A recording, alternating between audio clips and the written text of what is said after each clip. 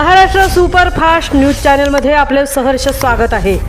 का सत्याची धार लेखणीची महाराष्ट्रातील ताज्या आणि वेगवान बातम्या पाहण्यासाठी आपल्या हक्काचे चॅनल शेअर करा, लाईक करा आणि सबस्क्राईब करा। धन्यवाद। श्री राघोबा देवाच्या साक्षीने कराडी समाजाचा दिनदर्शिका प्रकाशन सोहळा संपन्न।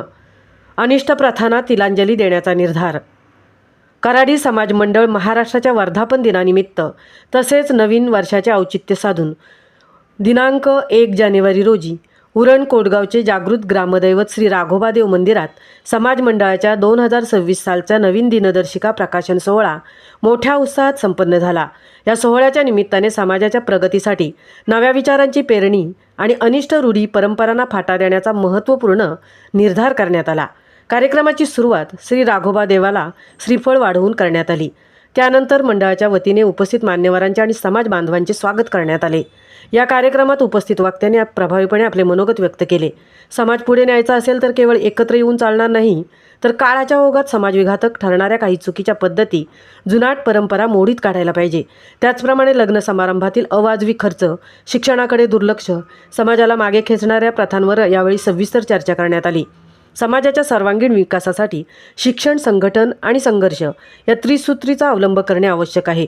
तरुणांना कौशल्यावर आधारित शिक्षण, उद्योजकतेसाठी प्रोत्साहन, समाजातील आर्थिक दुर्बल घटकांना मदतीचा हात, समाजा पुढे जाण्यासाठी आर्थिक बाबींचा समावेश करणे अत्यंत गरजेचे आहे। या विषयावर चर्चा करण्यात आली। मान्यवरांच्या शुभ हस्ते कराडी समाज मंडळाच्या 2026च्या नवीन दिनदर्शिकेचे प्रकाशन करण्यात आले। या दिनदर्शिकेत सण, उत्सव, थोर पुरुषांची जयंती आणि महत्त्वाच्या माहितीचा समावेश करण्यात आला आहे। दिनदर्शिका प्रकाशन सोहळा केवळ एक औपचारिक कार्यक्रम न राहता समाजाला अंतर्भूत करणारा आणि परिवर्तनाची दिशा देणारा ठरला। श्री राघोबा देवाच्या साक्षीने घेतलेल्या विकासाचा संकल्प कराडी समाजाला नक्कीच प्रगतीपथावर नेईल असा विश्वास समाज बांधवांनी व्यक्त केला। कॅलेंडरच्या तारखा तर दरवर्षी बदलतील, पण ज्या दिवशी आपल्या समाजातील प्रत्येक घराचा उंबरठा प्रगतीच्या प्रकाशाने उजळेल, प्रत्येक तरुणाच्या हाती सन्मानाचे काम असेल, त्या दिवशी खऱ्या अर्थाने आपल्या समाजाची नवी पहाट होईल। हाच परिवर्तनाचा विचार काळजात जपून ठेवूया।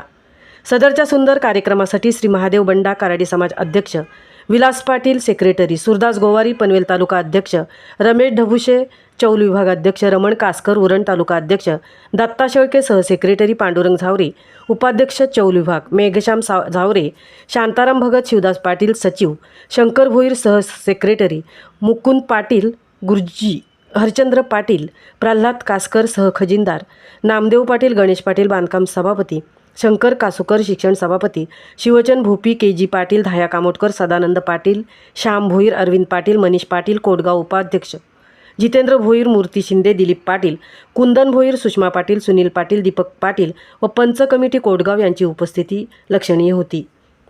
महाराष्ट्र सुपरफास्टसाठी तृप्ती भोईर, कोटनाका उरण। आमच्या गावात मैल झाल्यावर तिसऱ्या दिवशी जो दुःखाला बाहेर काढण्याचा जो कार्यक्रम असतो, त्या दिवशी आम्ही 10 रुपये त्या दुःखाला प्रत्येक घरातून एक पुरुष जाऊन एक भांडं ठेवलेलं असते, त्याच्यामध्ये आम्ही 10 रुपये टाकायचो। महिलांसाठी, महिला पण आणि पुरुष पण। ती पहिली प्रथम कोरोनामध्ये आम्ही ही बंद केली, कारण कोरोनामध्ये अशी परिस्थिती होती की सगळ्यांचे कामं बंद होते आणि कोरोनामध्ये कमीत कमी 35 ते 36 लोक या कोटगावातील वारली होती। कोण कोणाकडे जात नव्हता, येत नव्हता आणि अशा परिस्थितीमध्ये आपण पुण्याला आला होता। पुण्याला आपण सगळ्यांनी ऐकलं की 20-20 दिल्लीला जाऊन वाऱ्या करून आधी कोणाची नाही।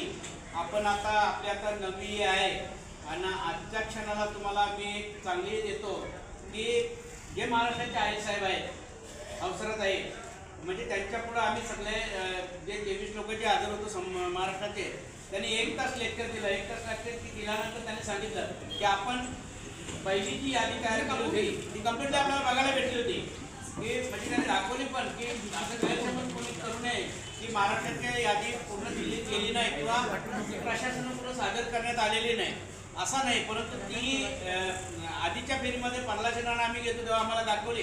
आज 23 लोकांपुढे त्यांनी ती सादर केली आणि त्याने सांगितलं की आपण 4 राज्यांचा प्रकरण सादर केला होता, परंतु वरिष्ठ पातळीवरून त्यांना सांगण्यात आलं की आपले 23 राज्य आहेत, सॉरी 22, तर 22 राज्याचा हा प्रकरण आहे, हा मला एकदाच निकाली करायचा आहे अशी अमित शहाच्या इथं भेट झाल्यानंतर त्यांनी सांगितलं. तुमच्या उत्साहात साजरा करण्यासाठी इथे जमलेलं या अनुषंगाने आपल्या मराठी समाजाच्या दिनदर्शिकेचं आज प्रकाशन सोहळा देखील इथे आयोजित